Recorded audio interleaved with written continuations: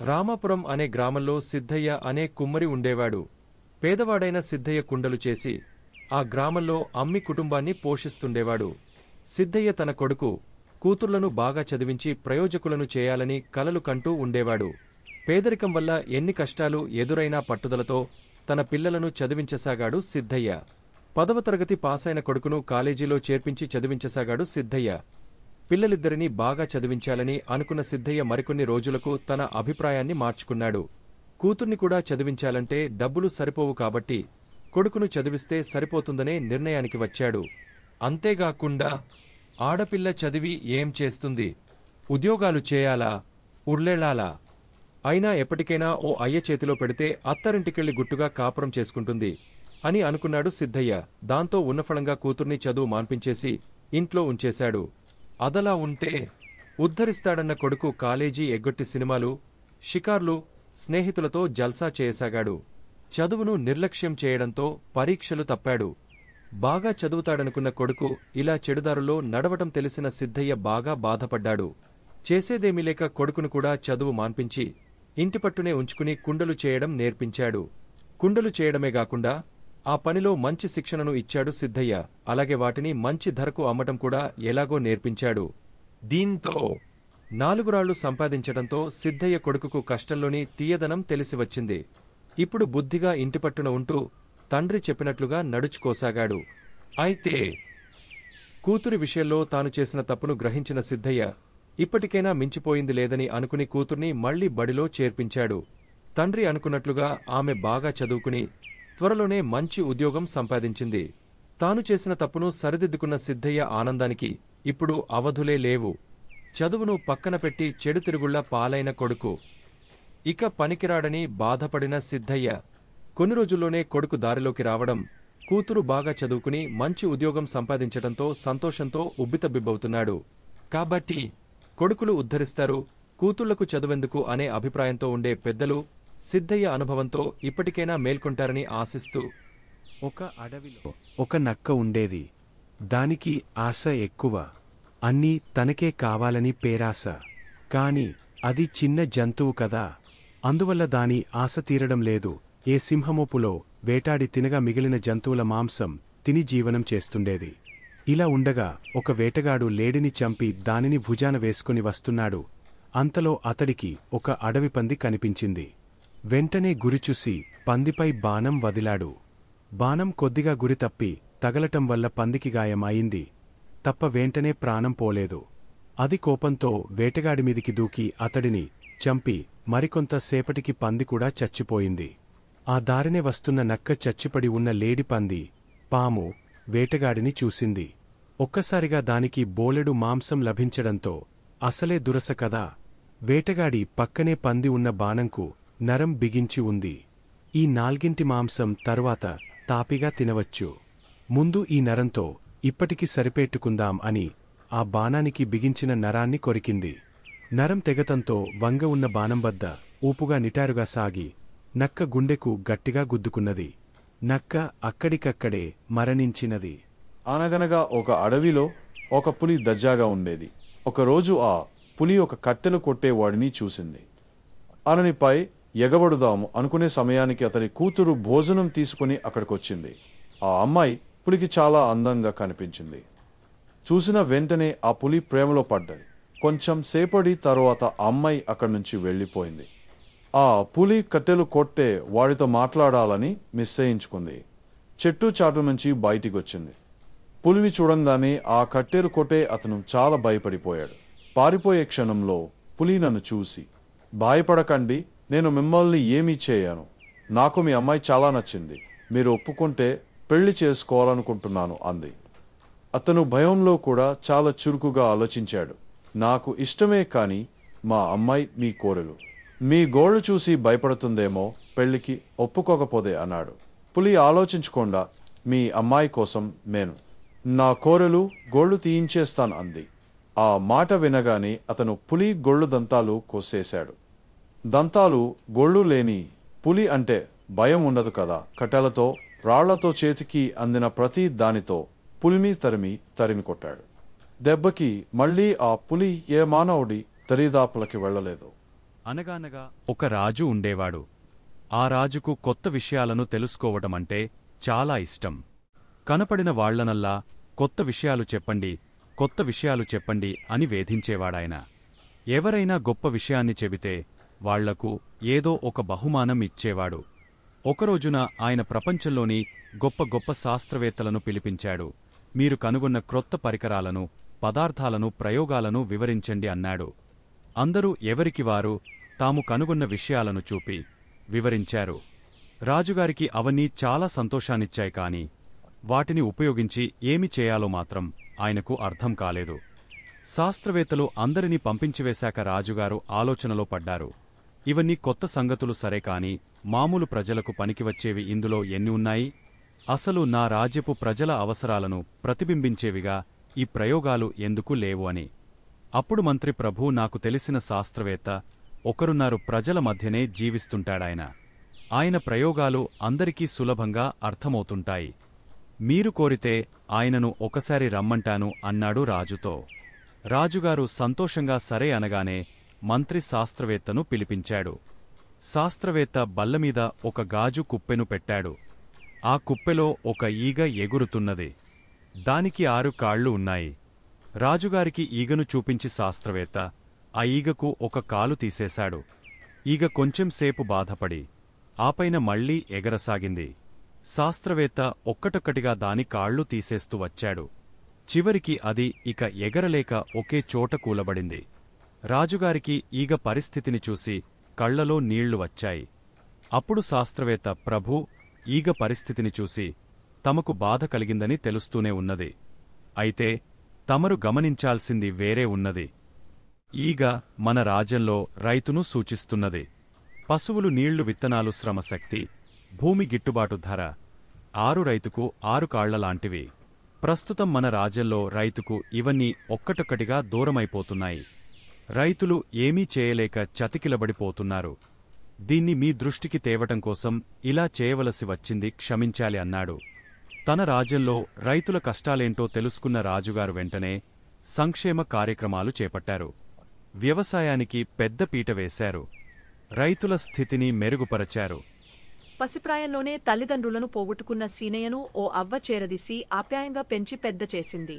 అదే ఊర్లోని ఆలయంలో పనిచేసే అవ్వకు ఆ గ్రామస్తులు తృణమో పనమో సమర్పించుకునేవాళ్లు. అవ్వ ఉండేందుకు ఊరి చివర్లో ఓ గుడిసెను కూడా వేయించారు. దాంట్లోనే అవ్వ, శివయ్య జీవనం గడిపేవారు. అవ్వ కష్టపడి సీనయ్యను పెంచేది, కాని వాడిని ఏమాత్రం కష్టపడనిచ్చేది కాదు. దీంతో సీనయ్య సోమరిపోతుగా తయారయ్యాడు. అందరూ పనికిరానివాడిని తిడుతుంటే వాడు కోపంతో తిరగబడేవాడు. ఎలాగైనా సరే సీనయ్యను ప్రయోజకుడిని చేయాలనుకున్న అవ్వ చదువు సంధ్యలు నేర్పించేందుకు బడిలో చేర్పించింది. అయితే బడిలో పిల్లలను కొడుతున్నాడన్న కారణంతో పంతులు వాడిని బడికి రానివ్వలేదు. దాంతో చదువు సాగకపోగా వాడి మొరటుతనం పెరగసాగింది. ఒకరోజు అవ్వకు ఉన్నట్టుండి ఆరోగ్యం చెడి మంచం పట్టింది.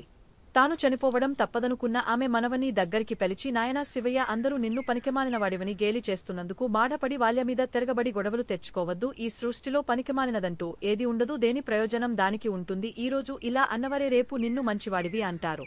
ఆ దేవుడే నీకు రక్షగా ఉంటాడు అని చెప్పి కన్ను మూసింది. అవ్వ పోయాక ఊరిజనం సీనయ్యను మరింత చులకనగా చూడసాగారు. దీంతో ఈ ఊర్లో నుంచి బయటికి వెళ్లిపోయి అవ్వ చెప్పినట్లుగా ప్రయోజకుడే తిరిగి వచ్చి అందరి దగ్గర మెప్పు పొందాలని అనుకున్నాడు. గుడిసెలో ఒక మూలగా అవ్వ వాడిన చింకి గోతాం, దాని పక్కన గూట్లో సూది కనిపించాయి. వాటిని చూడగానే ఈ సృష్టిలో పనికిరానిదంటూ ఏదీ లేదు అని చెప్పిన అవ్వమాటలు గుర్తుకు రాగా అక్కడ్నించి బయటపడ్డాడు. అలా వెళ్తుండగా ఒక అడవిలో ఓ పెళ్లి బృందాన్ని బందిపోటు దొంగల నుంచి కాపాడడంతో సీనయ్యను మెచ్చుకుంటూ వాళ్లు 10 కాసుల బంగారు నాణేలను బహుమతిగా ఇచ్చారు. బంగారు కాసులు వచ్చిన ఉత్సాహంతో సీనయ్య వేగంగా నడవసాగాడు. అడవి దాటి కొంత దూరం పోయేసరికి వాడికి ఒక మామిడితోపులో కొంతమంది గుసగుసలాడుతూ మాట్లాడుకోవడం కనిపించింది. దగ్గరికెళ్లిన సీనయ్య సంగతేంటని అడిగాడు. మహారాజా, వారిని చూసి తిరిగి వస్తున్న మా జమీందారు భోజనం కోసం ఇక్కడ విడిది చేశారు. కాళ్లు కడుక్కునేందుకు చెప్పులు విడిచినప్పుడు ముళ్ళు గుచ్చుకుపోయింది. ఎలా తీయాలో మాకు పాలుపోవడం లేదని చెప్పారు సేవకులు. ఓస్, ఇంతేనా అంటూ తన దగ్గరున్న సూదిని తీసి ముందుకెళ్లిన సీనయ్య జమీందారు కాలినుంచి ముళ్ళును సునాయాసంగా తీసిపారేశాడు. దీంతో ముళ్ళు బాధ నుంచి బయటపడ్డ జమీందారు మెచ్చుకున్నాడు. ఈలోగా అటువైపే వెళ్తోన్న పెళ్లి బృందం వాళ్లు కూడా సీనయ్య చేసిన సహాయం గురించి జమీందారుకి చెప్పారు. విషయం విన్న జమీందారు మరింతగా సంతోషిస్తూ సీనయ్య వివరాలు అడిగ తెలుసుకుని, మీ ఊరు మా జమీనులో భాగమే. కొంతకాలంగా ఆ ఊర్లో సెస్తులు సరిగా వసూలు కావటం లేదు. మా అధికారులకు నీ సహాయం కావాలి, వారికి సహాయకుడిగా నీకు ఉద్యోగం ఇస్తాను, చేరుతావా అని అన్నాడు జమీందారు. పట్టరాని సంతోషంతో సీనయ్య సరేనన్నాడు. కొన్ని సంవత్సరాల తరువాత సెస్తులు వసూలు చేసే అధికారికి సహాయంగా తన గ్రామానికి వెళ్లిన అతడిని గ్రామస్తులంతా చాలా గౌరవంగా సీనయ్యగారు అంటూ పిలవడం చూసి ఆశ్చర్యపోయాడు. ఈరోజు హేళన చేసిన వారే రేపు నిన్ను చూసి ప్రయోజకుడివని మెచ్చుకోగలరు అంటూ అవ్వ ఇచ్చిన దీవెనలో మనసులో మెదలగా లోలోపలే సంతోషంతో పొంగపోయాడు సీనయ్య.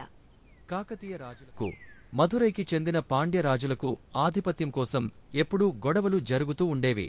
అయితే అంగబలంలోనూ అర్ధబలంలోనూ బాగా బలంగా ఉన్న కాకతీయరాజు గణపతిదేవుడు పాండ్యరాజులను ఓడించి వారిని తనకు సామంతులుగా చేసుకోవాలని అనుకుంటుండేవాడు. ఒకరోజు గణపతిదేవుడికి అవకాశం రానే వచ్చింది. యుద్ధం కోసం తయారవమని తన సేనాధిపతికి ఆయన కబురు పంపించాడు.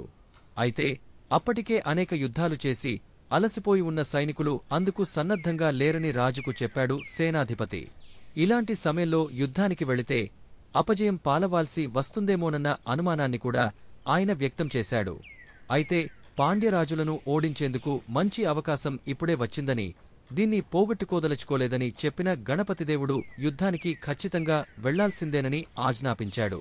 ఇలాగైతే తాము లొంగిపోవటం ఖాయమని, రాజుకు అవమానం జరుగక తప్పదనుకుంటూ సైన్యం సేనాధిపతి వెంట యుద్ధానికి బయలుదేరింది. సేనాధిపతి సైన్యంతో కలిసి యుద్ధానికి బయలుదేరిన గణపతిదేవుడు దారిలో సైనికులు వాళ్లలో వాళ్లు గుసగుసలాడుకోవటం గమనించాడు.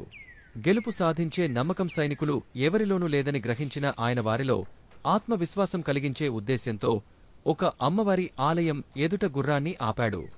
గుడి లోపలికి వెళ్లి అమ్మవారికి నమస్కరించి బయటకు వచ్చిన రాజు, ఇప్పటికే అలసిపోయి ఉన్న మీరు ఈ యుద్ధంలో గెలవలేమని అనుకుంటున్నారు కదూ, ఈ విషయంలో అమ్మవారి సంకల్పం ఎలా ఉందో తెలుసుకుందాం రండి అంటూ పిలిచాడు. ఒక నాణెము తీసి చూపించి, బొమ్మ బొరుసు వేస్తాను, నాణెముపై గల రాజముద్రిక పడిందంటే అమ్మవారు మనల్ని దీవించినట్లే, విజయం మనదే, అదే బొరుసు పడితే మనం వెనక్కి వెళ్లిపోదాం అంటూ నాణెంపైకి ఎగురవేశాడు.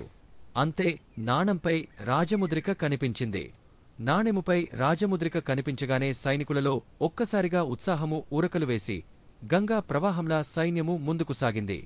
గెలుపు తమదేననే ఆత్మవిశ్వాసంతో శత్రు సైనికులను చీల్చి చెండాడారు. రాజు గణపతిదేవుడు మధురై పాండ్యరాజులతో తలపడివారిని చిత్తుగా ఓడించి వారి మిత్రరాజు కొప్పెరుజంగను తనకు దాసోహమయ్యేటట్లు చేసుకున్నాడు. యుద్ధంలో విజయానంతరం సైనికులంతా సంతోషంలో మునిగి ఉండగా రాజు వద్దకు వచ్చిన సేనాధిపతి యుద్ధానికి సంసిద్ధంగా లేని సైన్యం చేతనే యుద్ధం చేయించి విజయం సాధించడం ఆశ్చర్యంగా ఉంది ప్రభూ అని అన్నాడు.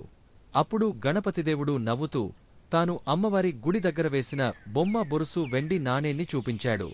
నాణెం రెండువైపులా రాజముద్రిక ఉండటం గమనించిన సేనాధిపతి రాజుకు వినయంగా నమస్కరించి అక్కడి నుండి వెళ్లిపోయాడు.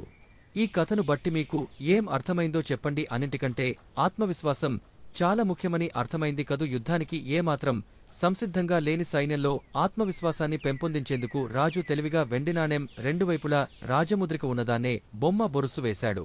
వారిలో ఉత్సాహం ఊరకలు వేసేలా చేశాడు. కాబట్టి ఈ కథ ద్వారా మనం అర్థం చేసుకోవాల్సింది ఏంటంటే, ఆత్మవిశ్వాసముంటే మనం దేన్నైనా సాధించవచ్చు. ఒక చిన్న నీటి సరస్సులో పక్షులన్నీ కలసిమెలసి జీవనం సాగిస్తుండేవి. అందులో ఎక్కువగా హంసల సంఖ్య ఎక్కువగా ఉండేవి. ఓ ఎండాకాలంలో ఆ సరస్సులో నీరు తక్కువ అవడంతో బాతులన్నీ వలస వెళ్లిపోయాయి. అందులో ఒక్క నల్లని బాతు మాత్రం అక్కడే హంసలతో పాటు ఉండిపోయింది. హంసల్లో పెద్ద వయసు కలిగినవి తమ పిల్లలతో పాటు ఈ నల్లబాతు పిల్లను కూడా చేరదీసి తమతోనే ఉంచుకోసాగాయి. ఇది నచ్చని చిన్న వయసు హంసలన్నీ బాతు పిల్లను ఏడిపించేవి. తమతో ఉండవద్దని, నువ్వు అందంగా ఉండవు, మేము చూడు ఎంత తెల్లగా ఉన్నాము అంటూ మాటలతో గాయపర్చేవి. వీటన్నింటినీ మౌనంగా భరించిన నల్ల బాతుపిల్ల ప్రతిరోజూ గట్టుపైన కూర్చుని బాగా ఏడ్చేది. ఎన్ని రోజులు గడుస్తున్నా చిన్న హంస పిల్లలు ఏవీ దాన్ని దగ్గరకు రానియలేదు. దీంతో ఆ బాధ భరించలేని నల్లబాతు అక్కడ్నించి దూరంగా వెళ్లిపోయి ఒక చిన్న చెరువులో ఉండిపోయింది. అక్కడ దాన్ని ఎవరూ ఏడిపించేవారు లేకపోవడంతో సంతోషంగా రోజులు వెళ్లదీయసాగింది. అయితే చిన్న హంసలు తనను దగ్గరికి రానియకపోయినా బిడ్డకంటే ఎక్కువగా చూసుకున్న తల్లి హంసలను ఒకసారైనా చూసి రావాలన్న కోరిక కలిగింది నల్లబాతుకు. ఇంకేముంది అనుకున్న వెంటనే సొంత గూటికి బయలుదేరింది. అక్కడికి వెళ్లిన నల్లబాతు ఆశ్చర్యంతో నోరెళ్లబెట్టింది. ఎందుకంటే తనతోటి వయస్సున్న చిన్న హంసలన్నీ పెద్ద హంసలైపోయాయి. తననే ఆశ్చర్యంగా అవి చూస్తుండటంతో, మీరందరూ నన్ను దగ్గరికి రానియని నల్లబాతును నేనండా గుర్తు పట్టారా అని వాటిని ప్రశ్నించింది. మీరు ఏడిపిస్తున్నారని వెళ్ళిపోయాను, మిమ్మల్ని చూడాలన్న ఆశతో మళ్లీ తిరిగి వచ్చాను అని చెప్పింది. వెంటనే హంసలకు నల్లబాతు గుర్తువచ్చి నోరు మెదపకుండా ఉండిపోయాయి. ఇంతలో తల్లి హంసలు దీన్నంతా చూసి నల్లబాతును అక్కున చేర్చుకుని, ఎందుకు వెళ్ళిపోయావు, ఎలా ఉన్నావంటూ కుశల ప్రశ్నలు వేసి నల్లబాతును దగ్గరికి తీసుకున్నాయి. దీన్ని చూసి ఈర్ష్యతో వెళ్ళిపోతున్న పెద్దవైన హంసపిల్లలను తల్లి హంసలు పిలిచి చీవాట్లు పెట్టాయి. మీరంతా బయటకు కనిపించే అందాన్నే చూస్తున్నారు, మనసును చూడటం లేదు. రంగు నల్లనైనప్పటికీ బాతుకు మనమందరమంటే ఎంతో ప్రేమ. మనం మర్చిపోయినప్పటికీ మనల్ని గుర్తుపెట్టుకుని అంత దూరం నుంచి వెతుక్కుంటూ వచ్చింది. అలాంటిదాన్ని బాధపెట్టడం మంచిది కాదు. ఇప్పుడు మీరు చిన్నపిల్లలు కాదు, పెద్దవాళ్లు అయినారు, మంచి చెడ్డలు ఆలోచించాలంటూ బుద్ధి చెప్పాయి తల్లి హంసలు. దీంతో చేసిన తప్పును తెలుసుకున్న హంస పిల్లలు తమను మన్నించమని నల్లబాతును కోరాయి. నల్లబాతు సంతోషంగా వాటిని స్వీకరించటంతో ఆనందంగా నీళ్లలోకి గంతులు వేసుకుంటూ చేపలు పట్టేందుకు వెళ్లిపోయాయి. ఇక అప్పటినుంచి అవన్నీ కలసిమెలసి ఐకమత్యంతో సంతోషంగా జీవనం గడపసాగాయి. జోగయ్య అనే రైతు ఉన్నాడు. భార్య పిల్లలతో చూడముచ్చటైన కుటుంబం అతడిది. అతడికి రాము అనే 10 ఏళ్ల కొడుకు, భాగ్య అనే 5 ఏళ్ల కూతురు. అంటే పంచప్రాణాలు తనకున్న కొంత పొలంలో వ్యవసాయం చేసే జోగయ్య చిన్నపాటి గొర్రెల మందను కూడా పెంచుతుండేవాడు. ఒకరోజు పొలం పని చేసే కూలీలతో పొలానికి వెళ్తూ పాటు గొర్రెల మందని తోలుకుని పొలానికి వెళ్లాడు జోగయ్య. అంతేగాకుండా తాను పొలం పనులు చూస్తుంటుంటే గొర్రెలకు కాపలా ఉంటాడని కొడుకును కూడా పొలానికి తీసుకువచ్చాడు. నాయనా రాము, నేను పక్కనే కూలీలతో పొలం పని చేయిస్తూ ఉంటాను, నువ్వు గొర్రెల మందను జాగ్రత్తగా గమనిస్తూ ఉండు అని చెప్పాడు జోగయ్య. కాని ఇక్కడకు అప్పుడప్పుడు పెద్ద పులి వస్తూ ఉంటుంది కాబట్టి చాలా జాగ్రత్తగా ఉండాలని హెచ్చరికగా చెప్పాడు. ఒకవేళ పులి వచ్చినట్లయితే గట్టిగా కేకలు వేయమని చెప్పి కూలీలతో పనులు చేయించటంలో మునిగిపోయాడు జోగయ్య. అసలే ఆకతాయి కుర్రాడైన రాము తండ్రిని ఆటపట్టించాలని అనుకున్నాడు. అనుకున్నదే తడవుగా నాన్న పెద్ద పులి వచ్చింది అంటూ పెద్దగా అరిచాడు. నిజంగానే పులి వచ్చిందేమో అనుకున్న జోగయ్య కూలీలతో కలిసి పెద్ద పెద్ద కర్రలు గడపారలతో పరుగున వచ్చాడు. ఇది చూసిన రాము, నాన్న పులి లేదు, ఏమీ లేదు, ఊరికే మిమ్మల్ని ఆటపట్టించాలని కేకలు వేశానని చెప్పాడు. దీంతో కోప్పడిన జోగయ్య ఇలాంటి పని ఇంకెప్పుడు చేయవద్దని రాముని హెచ్చరించి కూలీలతో కలిసి వెళ్లిపోయాడు. మరికొంతసేపు కిమ్మనకుండా ఉన్న రాము మళ్లీ నాన్న పెద్ద పులి వచ్చింది అంటూ కేకలు వేశాడు. ఈసారి కూడా నిజమేననుకున్న జోగయ్య కర్రలు గడపారలతో ఊరికి వచ్చాడు. అయితే ఈసారి కూడా ఆటపట్టించేందుకే కేకలు వేశానని రాము చెప్పడంతో చెంప పగులగట్టిన జోగయ్య కోపంగా వెళ్లిపోయాడు. రాము బాధతో ఏడుస్తూ కూర్చుని గొర్రెలవైపు చూస్తుంటే నిజంగానే పులి వచ్చింది, నాన్న ఈసారి నిజంగానే పెద్ద పులి వచ్చింది అంటూ గట్టిగా కేకలు వేస్తూ అరచి చెప్పాడు. ఎంత అరచి చెప్పినప్పటికీ జోగయ్య కూలిపనివాళ్లు ఎవరు కూడా రాము మాటలను పట్టించుకోలేదు. ఈసారి కూడా మళ్లీ అబద్ధాలు చెబుతున్నాడని అనుకున్న వారందరూ ఊరకుండిపోయారు. ఈలోపు గొర్రెల మందలో జొరబడ్డ పెద్దపులి గొర్రెపిల్లను ఒకదానిని మెడకరచి ఈడ్చుకుని వెళ్లిపోయింది. జరుగుతున్నదాన్ని బిక్కచచ్చిపోయి చూస్తున్న రాము భయంతో వణకసాగాడు. ఏదో వేళాకోళానికి నవ్వులాట కోసం చిన్న అబద్ధం చెబితే అది నిజంగానే నిజమైందని మనసులోనే అనుకున్న రాము బాధతో ఏడ్వసాగాడు. ఇంకెప్పుడు వేళాకోళానికి కూడా అబద్ధం చెప్పకూడదని గట్టిగా నిర్ణయించుకున్నాడు. కాబట్టి హాస్యానికైనా అబద్ధం ఆడరాదు అనే గొప్ప సత్యాన్ని, నీతిని ఈ రాము కథ ద్వారా తెలుసుకున్నాం. యువకుడైన రామానుజులు పాత సామగ్రిని అమ్ముతూ జీవనం గడిపేవాడు. ఇతను పాత పాత్రలు కొంటూ కొత్త పాత్రలను అమ్ముతూ న్యాయమైన వ్యాపారిగా మంచి పేరుగడించాడు. రామానుజులు నివసించే ఊర్లోనే పాత సామగ్రిని కొని అమ్మే మరో వ్యాపారైన సీనయ్య కూడా ఉండేవాడు. ఇతను చాలా పిసినరి అయినప్పటికీ రామానుజులు, సీనయ్యలు ఇద్దరు కలిసి ఊర్లు తిరుగుతూ వ్యాపారం చేసేవారు. అలా ఒకరోజు వ్యాపారం కోసం సీతాపురం అనే ఊరికి చేరుకుని చెరో వీధికి వెళ్లారు. ఆ ఊర్లోని ఒక వీధిలో సూరయ్య కుటుంబం నివసిస్తూ ఉంటుంది. సూరయ్య వాళ్లు ఒకప్పుడు బాగా ధనికులే అయినా ప్రస్తుతం బాగా చితికిపోయారు. ఆ కుటుంబానికి చెందిన కొడుకులు, అన్నదమ్ములు సంపద అంతా ఖాళీ అవడంతో కటిక దారిద్ర్యంలో మునిగిపోయి చిన్న చితక పనులు చేసుకుంటూ జీవిక గడిపేస్తుంటారు. అయితే వారి వద్ద అనేక పాత్రలున్నాయి. వాటిలో ఒకటి బంగారు పాత్ర. బాగా బతికిన రోజుల్లో సూరయ్య దాన్ని ఉపయోగించి ఉంటాడు. పేదవారు అవడంతో దాన్ని వాడకుండా పక్కన పెట్టేయడంతో అది మరకలు పట్టి ఉండటం వల్ల దాన్ని ఎవరు బంగారు పాత్ర అనుకోరు. ఆ ఇంటి ఆడవాళ్లకు కూడా అది బంగారు పాత్ర అని తెలియదు.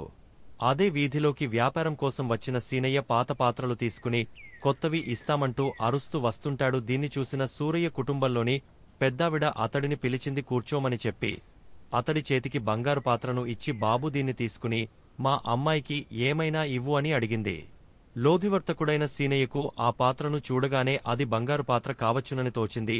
అతను దాన్ని తిరిగేసి బోర్లవేసి తిప్పి తిప్పి చూసి కడ్డీతో గీరి అది బంగారమేనని రూజి చేసుకున్నాడు. వెంటనే దాన్ని కాజేసేందుకు పథకం వేసి, దీనికి ఏం వస్తుందమ్మా, ఇదేం అంత వెల చేయదు అంటూ ఆ పాత్రను విసిరేసి లేచి వెళ్లిపోయాడు.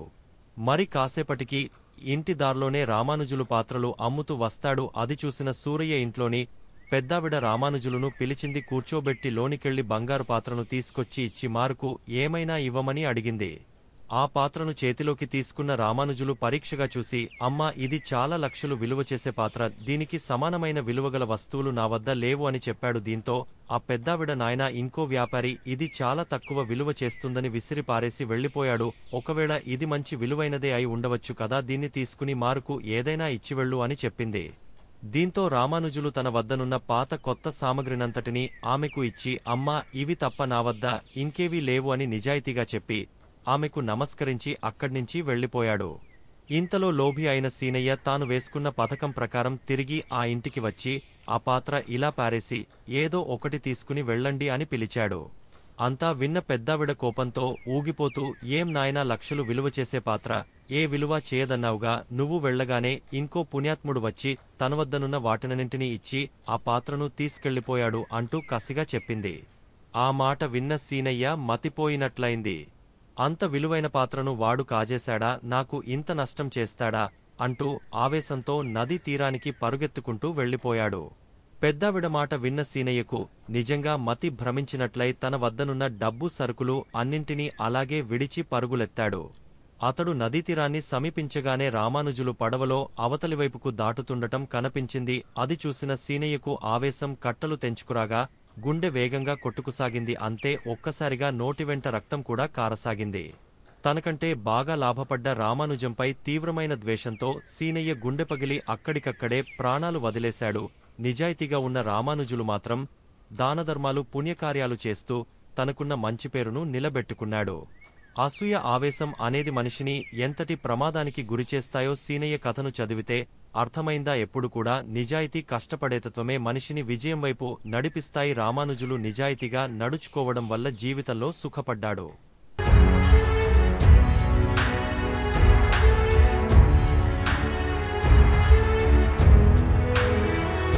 మీరు మరిన్ని వీడియోలు చూడాలంటే మన ఛానల్ను సబ్స్క్రైబ్ చేయండి. పక్కనున్న బెల్ ఐకాన్ని ప్రెస్ చేయండి.